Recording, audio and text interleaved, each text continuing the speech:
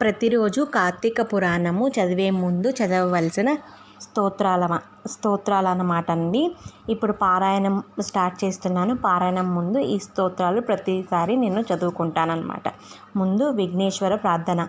శుక్లాంబరధరం విష్ణుం శశివర్ణం చతుర్భుజం ప్రసన్నవదనం ధ్యాయే సర్వవిఘ్నోపశాంతయే అగజానన పద్మార్కం గజానన మహర్నిశం అనేకదంతం భక్తానాం ఏకదంతముపాస్మహే. అలాగే మనము గురువుని కూడా స్తోత్రం చేయాలండి. గురు బ్రహ్మ గురు విష్ణు గురుదేవో మహేశ్వర గురు సాక్షాత్ పరబ్రహ్మ తస్మై శ్రీ గురవే నమః.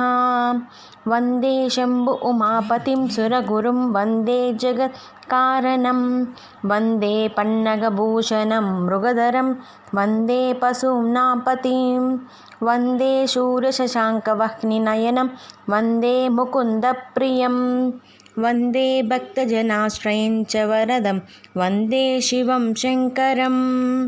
శాంతాకారం భుజగశయనం పద్మనాభం సురేశం విశ్వాకారం గగనసదృశం మేఘవర్ణం శుభాంగం లక్ష్మీకాంతం కమలనయనం యోగిహృద్యానగమ్యం వందే విష్ణుం భవభయహరం సర్వలోకైకనాథం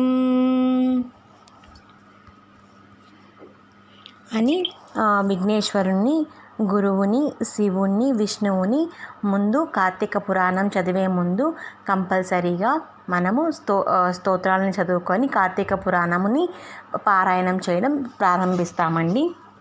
అందరికీ నమస్కారం అండి. ఇవాళ మనము కార్తీక పురాణంలో 27వ అధ్యాయము చదువుకుంటాము. ఇందులో అంబరీషుడు దుర్వాసుని కాపాడుట ఇట్లు తన దశావతారముల గురించి చెప్పి శ్రీనాథుడు మరలా దుర్వాసునితో నిట్లనెను. నీవంబరీషునికి శపించినావు, ఆ శాపము నేను గ్రహించినాను, అది నాకు సంతోషమునే కలిగించినది. ఈ శాపము వంకతో భూలోకమున దుష్ట శిక్షణము చేయు వచ్చును.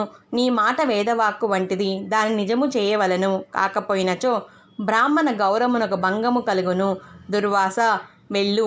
అంబరీషుడు బ్రాహ్మణుణ్ణి అవమానించితినని విచారించుచు నిరాహారుడుగా నున్నాడు.